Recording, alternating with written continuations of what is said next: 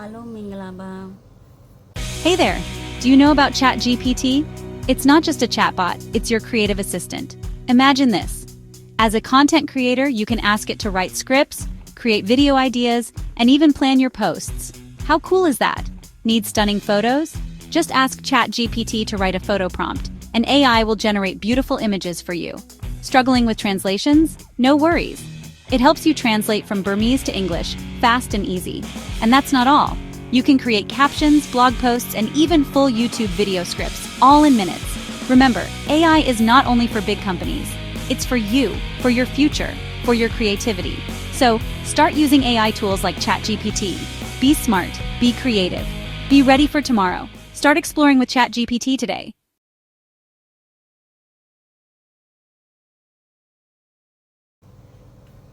Kabaya Yuaji Chinegara Jabi, Tabime, Janawado, Gaugong, Emo Janigere. Internet or Don't Chabi or Jano Boadre Pianle, Don't Channing the Nia, the Amiaji Shikebi, Metanoro, Shalem, Shabu Gabu, Say Lema Wizagabu, ChatGPT, Lo Deep Sea Doko, Don't be door, what the Topi do no, D video lady. Hey there! Do you know about ChatGPT? It's not just a chatbot, it's your AI နဲ့ဖန်ပြီးပြီးတော့လူတွေက platform အသီးသီးမှာရောင်းချပြီးတော့ဒေါ်လာတွေရှာနေကြတယ်။အလုပ်တစ်ခုထက်ပို့ပြီးတော့ကိုယ်ပဲအလုပ်တစ်ခုကိုထပ်ပြီးအားလက်ချိန်မှာလုံနိုင်အောင်မလဲလူငယ်တွေကိုအတွေးလေးတစ်စထပ်ပြီးခြင်းလဲခုဒီနေ့ ChatGPT မှာရနိုင်တဲ့အခွင့်အရေးတွေကိုကျွန်တော် sharing လုပ်ပေးသွားမယ်။ ChatGPT DeepSeek တို့လို AI တွေကိုသုံးပြီးတော့ကျွန်တော်တို့သိချင်တာတွေအကုန်လုံးကိုမေးနိုင်တယ်လေ့လာနိုင်တယ်စုံစမ်းနိုင်တယ်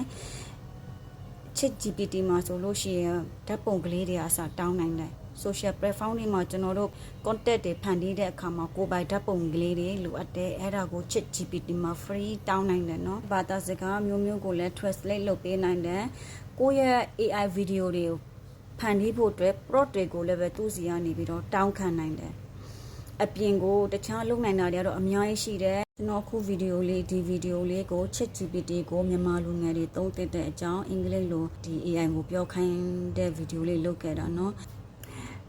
အဲ့ဒီသတင်း message လေးကိုကျွန်တော်လူငယ်တွေကိုပေးချင်တယ်အကြောင်းလေးကိုရွေးချယ်ပြီးတော့ရှောင်းလန်းပါအားလက်ချိန်တွေကိုမဖြုံးတိပစ်ပါနဲ့တော့လို့ကျွန်တော်လူငယ်လေးတွေအတွက် ChatGPT သုံးဖို့ကိုတိုက်တွန်းရင်းနဲ့သတင်း message လေးပေးပါစေကျွန်တော်ရဲ့ဗီဒီယိုထဲမှာ noise အတန်ကလေးတွေပါတယ်ကျေးဇူးပြုပြီးတော့တီးခံနားထောင်ပေးပါဒီ noise တွေကိုဖျောက်ဖို့ကပတ်စံပေးပြီးသုံးမရမယ်ခပ်မှာတော့ရှိတယ်ဒါပေမဲ့ကျွန်တော်အဲ့ဒီပတ်စံကိုမပေးနိုင်လို့မသုံးကျွန်တော်ရဲ့ editing တွေကိုလည်းပဲဖုန်းစုပ်ကလေးနဲ့လုပ်ထားတယ်ဘယ်လောက်ထိဆိုးလဲဆိုလို့ရှိရင်